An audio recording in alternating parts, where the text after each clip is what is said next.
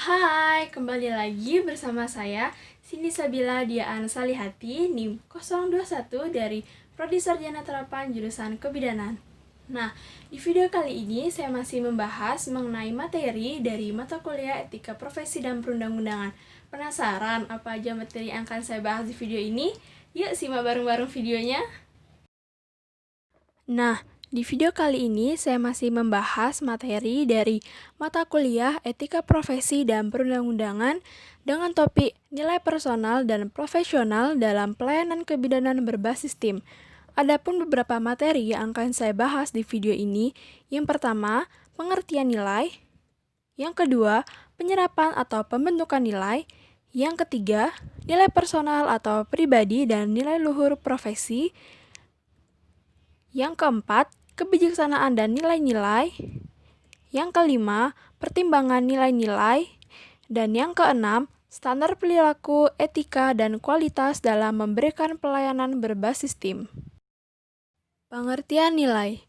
Nilai-nilai atau values adalah suatu keyakinan seseorang tentang penghargaan terhadap suatu standar atau pegangan yang mengarah pada sikap atau perilaku seseorang. Sistem nilai dalam suatu organisasi adalah tentang nilai-nilai yang dianggap penting dan sering diartikan sebagai perilaku personal. Hal ini sangat penting untuk mengenal anatar etika dalam agama, hukum, adat, dan praktek profesional dalam profesi kebidanan.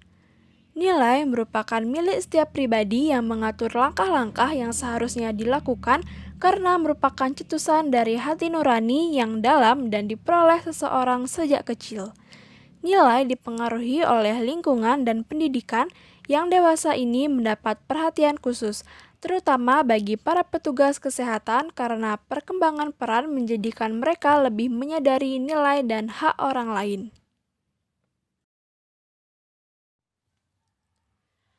Adapun pengertian nilai menurut para ahli. Yang pertama, Kimball Young mengemukakan nilai adalah asumsi yang abstrak dan sering tidak disadari tentang apa yang dianggap penting dalam masyarakat.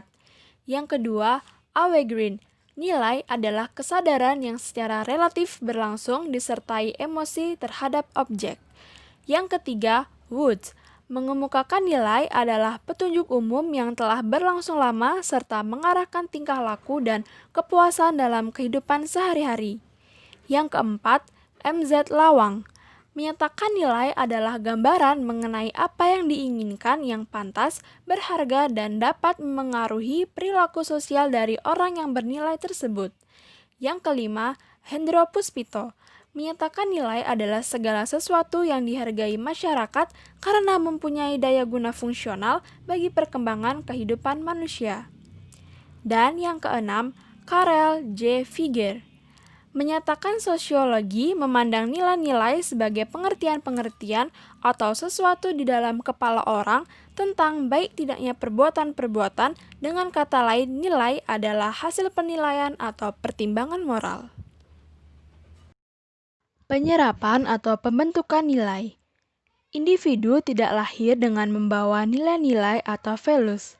Nilai-nilai ini diperoleh dan berkembang melalui informasi, lingkungan keluarga, serta budaya sepanjang perjalanan hidupnya. Mereka belajar dari keseharian dan menentukan tentang nilai-nilai mana yang benar dan mana yang salah. Untuk memahami perbedaan nilai-nilai kehidupan ini sangat tergantung pada situasi dan kondisi di mana mereka tumbuh dan berkembang.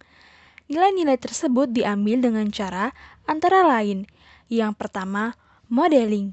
Model atau contoh di mana individu belajar tentang nilai-nilai yang baik atau buruk melalui observasi perilaku keluarga, sahabat, teman sejawat, dan masyarakat lingkungannya di mana dia bergaul. Yang kedua, moralizing. Moralitas diperoleh dari keluarga, ajaran agama, sekolah, dan institusi tempatnya bekerja, dan memberikan ruang dan waktu atau kesempatan kepada individu untuk mempertimbangkan nilai-nilai yang berbeda. Yang ketiga, laissez-faire. Sesuka hati adalah proses di mana adaptasi nilai-nilai ini kurang terarah dan sangat tergantung kepada nilai-nilai yang ada di dalam diri seseorang dan memilih serta mengembangkan sistem nilai-nilai tersebut menurut kemauan mereka sendiri. Hal ini lebih sering disebabkan karena kurangnya pendekatan atau tidak adanya bimbingan atau binaan sehingga dapat menimbulkan kebingungan dan konflik internal bagi individu tersebut. Yang keempat, responsible choice. Tanggung jawab untuk memilih adanya dorongan internal untuk menggali nilai-nilai tertentu dan mempertimbangkan konsekuensinya untuk diadaptasi. Di samping itu, adanya dukungan dan bimbingan dari seseorang yang akan menyempurnakan perkembangan sistem nilai dirinya sendiri.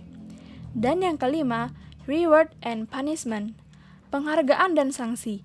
Perlakuan yang biasa diterima seperti mendapatkan penghargaan bila menunjukkan perilaku yang baik, dan sebaliknya akan mendapatkan sanksi atau hukuman bila menunjukkan perilaku yang tidak baik.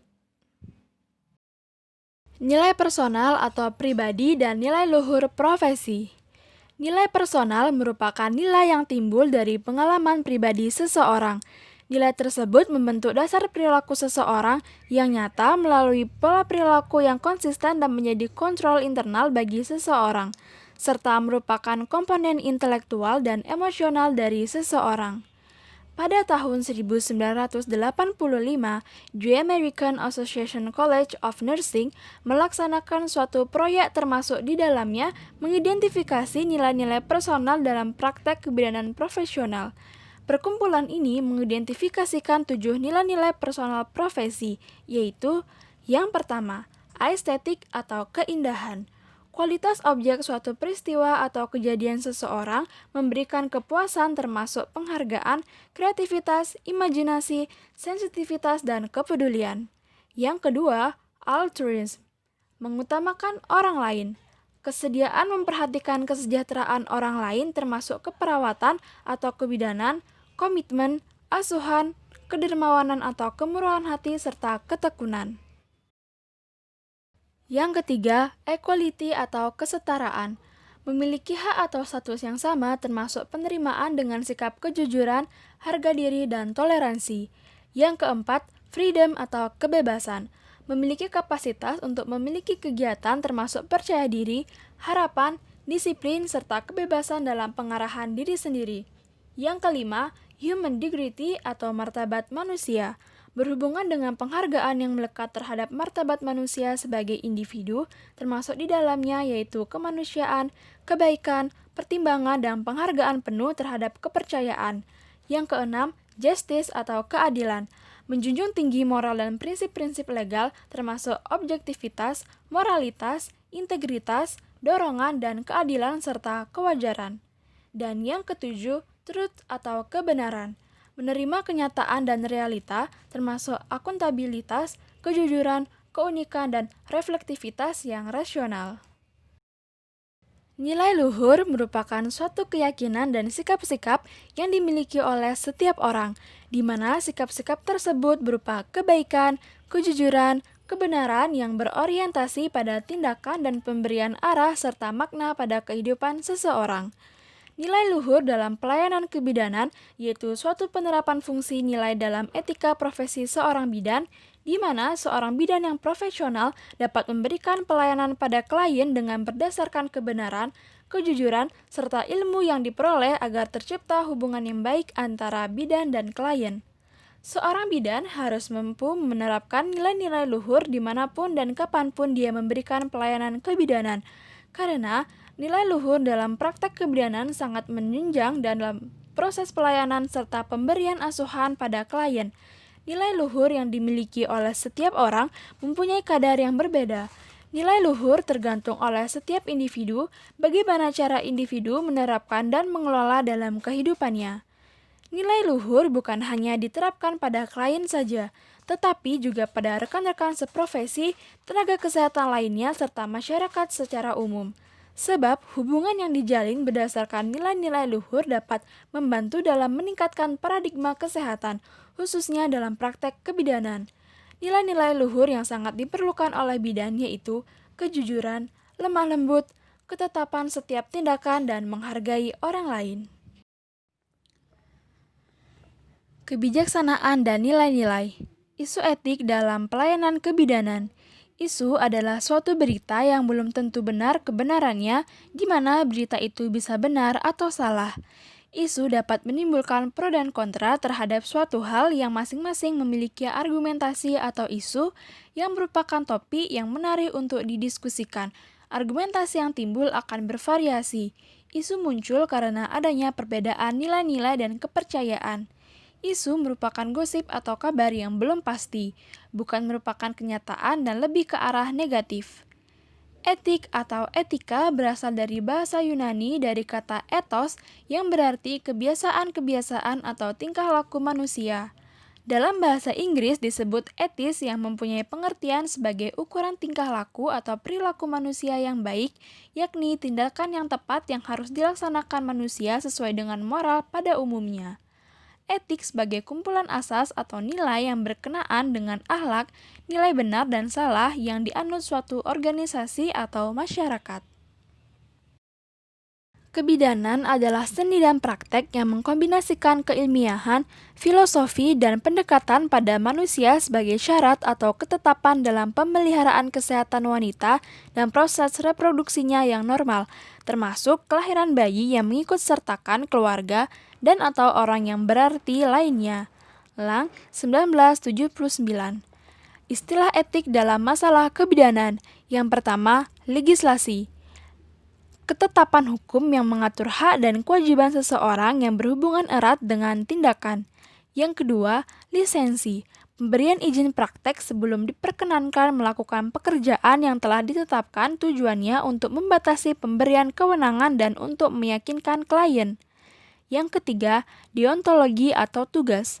Keputusan yang diambil berdasarkan keterikatan atau hubungan dengan tugas dalam pengambilan keputusan perhatian utama pada tugas. Yang keempat, hak. Keputusan berdasarkan hak seseorang yang tidak dapat diganggu. Hak berbeda dengan keinginan, kebutuhan, dan kepuasan. Yang kelima, institutionis. Keputusan diambil berdasarkan pengkajian dari dilema etik dari kasus per kasus. Dalam teori ini ada beberapa kewajiban dan peraturan yang sama pentingnya. Yang pertama, beneficence. Keputusan yang diambil harus selalu menguntungkan pasien. Yang kedua, maleficence. Keputusan yang diambil merugikan pasien. Dan yang ketiga, malpraktek. Malpraktek tersebut terjadi karena ceroboh, lupa, dan gagal mengkomunikasikan kepada klien. Pertimbangan nilai-nilai. Pertimbangan nilai itu berbeda dengan pertimbangan fakta. Pertimbangan fakta dapat menentukan pertimbangan nilai, sedangkan pertimbangan nilai tidak dapat menentukan pertimbangan fakta. Adapun pertimbangan nilai yang perlu diperhatikan dalam pelayanan kebidanan, yaitu yang pertama, pertimbangan subjektif atau ekspresi perasaan atau keinginan seorangan. Contohnya, apabila kita menemukan pasien atau keluarga pasien yang panik, bagaimana caranya kita meyakinkan mereka agar tidak panik? Kita memberikan motivasi kepada mereka agar mereka tenang dan tidak panik lagi. Apabila ada pasien yang cerewet, kita sebagai bidan itu harus tetap sabar. Kita harus memahami kondisi pasiennya dan bagaimana caranya kita bisa membuat pasiennya tenang dan nyaman. Kita ikuti apa kemauan pasiennya karena itu salah satu kenyamanan pasien, dan itu juga prosedur tentang kebidanan selain sesuai pelaksana teori kebidanan, tapi attitude-nya juga artinya bagaimana kita berbicara dengan baik, sopan agar kita langsung ada kontak batinnya dengan pasien. Dan yang kedua, pertimbangan objektif atau nilai fundamental yang mencerminkan kondisi fisik, psikologi, sosial, dan keperluan manusia. Contohnya, bidan memperhatikan kebutuhan-kebutuhan ibu. Bila kebutuhan sudah diketahui, maka dapat diperkirakan tujuan yang dapat dicapai dengan mempertimbangkan tingkah laku fisik, emosional, atau psikologis yang berbeda dari kebutuhan normal. Bidan juga memberikan bantuan sesuai dengan kebutuhan. Standar perilaku, etika, dan kualitas dalam memberikan pelayanan berbasis tim. Standar adalah rumusan tentang penampilan atau nilai yang diinginkan yang mampu dicapai yang berkaitan dengan parameter yang telah ditetapkan. Ada juga yang mengartikan standar adalah spesifikasi dari fungsi atau tujuan yang harus dipenuhi oleh suatu sarana agar pemakai jasa pelayanan dapat memperoleh keuntungan yang maksimal dari pelayanan yang diselenggarakan. Pelayanan berkualitas dapat dikatakan sebagai tingkat pelayanan yang memenuhi standar yang telah ditetapkan. Dengan demikian, standar penting dan bertujuan untuk pelaksanaan, pemeliharaan, dan penilaian kualitas pelayanan. Hal ini menunjukkan bahwa standar pelayanan perlu dimiliki oleh setiap pelaksana pelayanan. Etika dalam pelayanan kebidanan merupakan isu utama di berbagai tempat, di mana sering terjadi karena kurang pemahaman para praktisi pelayanan kebidanan terhadap etika. Pelayanan kebidanan adalah proses dari berbagai dimensi. Hal tersebut membutuhkan bidan yang mampu menyatu dengan ibu dan keluarganya. Bidan sebagai pemberi pelayanan harus menjamin pelayanan yang profesional dan akuntabilitas serta aspek legal dalam pelayanan kebidanan. Bidan sebagai praktisi pelayanan harus menjaga perkembangan praktik berdasarkan evidence base. Sehingga di sini berbagai dimensi etik dan bagaimana pendekatan tentang etika merupakan hal yang penting untuk digali dan dipahami. Kualitas kebidanan ditentukan dengan cara bidan membina hubungan baik sesama rekan sejawat ataupun dengan orang yang diberi asuhan. Upaya meningkatkan kualitas pelayanan kebidanan juga ditentukan oleh keterampilan bidan untuk berkomunikasi secara efektif dan melakukan konseling yang baik kepada klien. Bidan merupakan ujung tombak memberikan pelayanan yang berkualitas dan sebagai tenaga kesehatan yang profesional, bekerja sebagai mitra masyarakat, khususnya keluarga sebagai unit terkecil yang berarti bidan memiliki posisi strategis untuk memberikan pelayanan kesehatan yang bersifat holistik komprehensif, berkesinambungan, terpadu, dan paripurna yang mencakup upaya promotif, preventif, kuratif, dan rehabilitatif dalam upaya mencapai terwujudnya paradigma sehat. Nah, sekian yang dapat saya sampaikan di pembahasan video kali ini. Saya mohon maaf apabila ada perkataan yang salah selama proses pembuatan video ini. Semoga bermanfaat dan sampai jumpa di video selanjutnya.